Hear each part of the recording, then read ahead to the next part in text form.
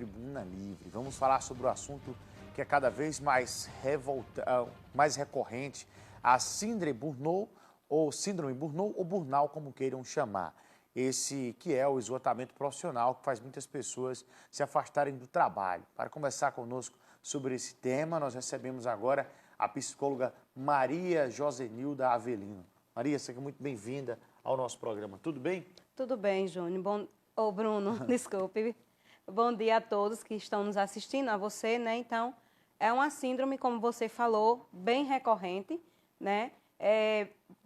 Veio denominada de um alemão chamado Freudenberg.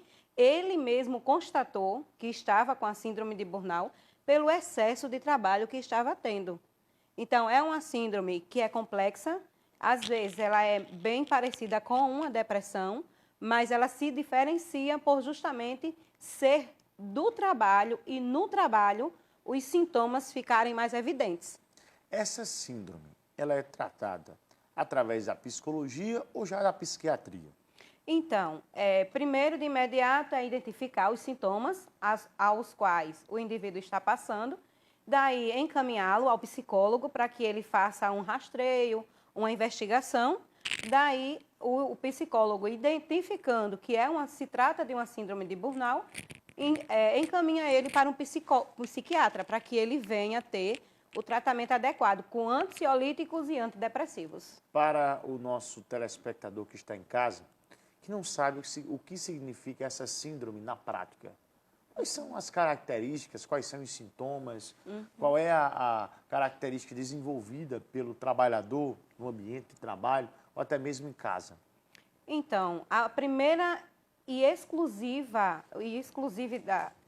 sintoma ou aparecimento é a exaustão do trabalho. Ele fica sem vontade de ir trabalhar.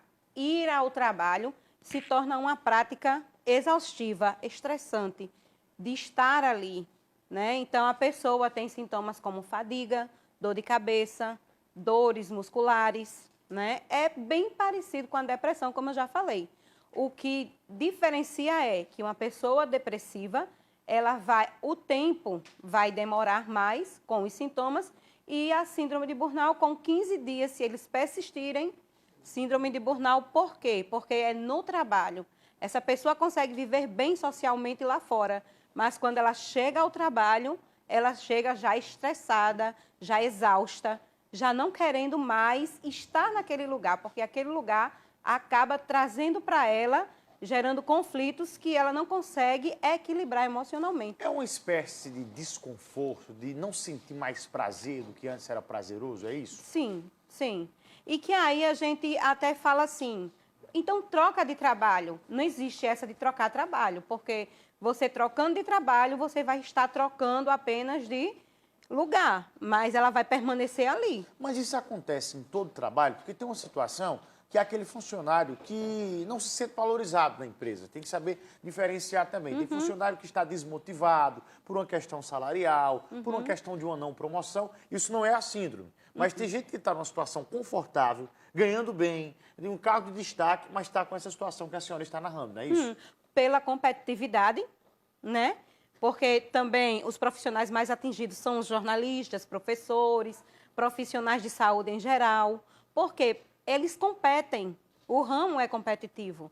Então, sendo o ramo competitivo, isso vai gerar nele uma exaustão, uma sobrecarga de energia. Mais uma vez, eu queria que a senhora destacasse quais são as principais profissões.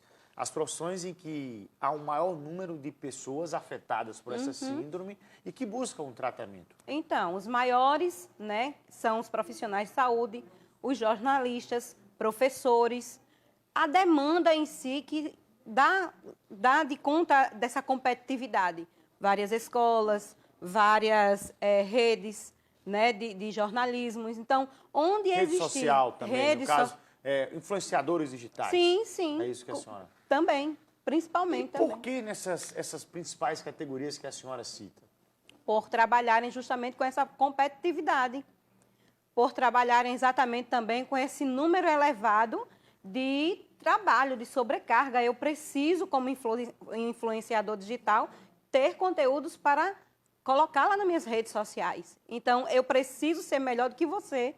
Então, essa competitividade... A competitividade, né? Isso acaba prejudicando. Exato, porque vai gerando uma disfunção emocional.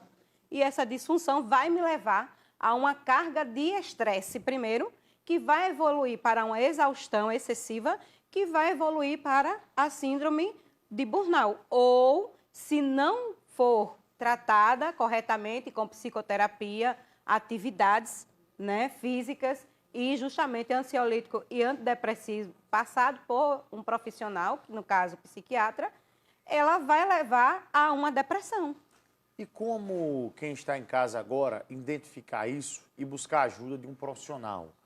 Qual o momento que eu devo perceber que eu estou com esse problema aqui, eu tenho que buscar a ajuda de um profissional? Qual o momento, qual é o ponto de partida para que a gente possa identificar e buscar ajuda? Pronto, Bruno. Antes até mesmo de passar essa informação para as pessoas que estão em casa, eu gostaria de enfatizar que 70% das pessoas que têm estresse excessivo no trabalho, 30% desenvolvem a síndrome de burnout. E que também o nosso país, o Brasil, através de pesquisas realizadas em 9 países, ele fica no segundo lugar do país mais estressado.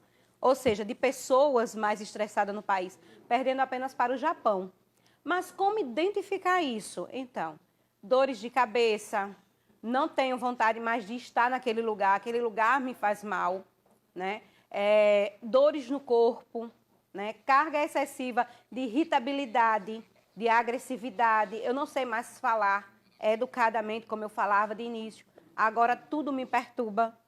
Então, teve esses sintomas, persistiram por mais de 15 dias, procura um profissional para buscar ajuda e isso não se instalar ou desenvolver para uma depressão, o que é bem mais infatídico e bem mais difícil de tratar. Essa síndrome, ela causa alteração de humor?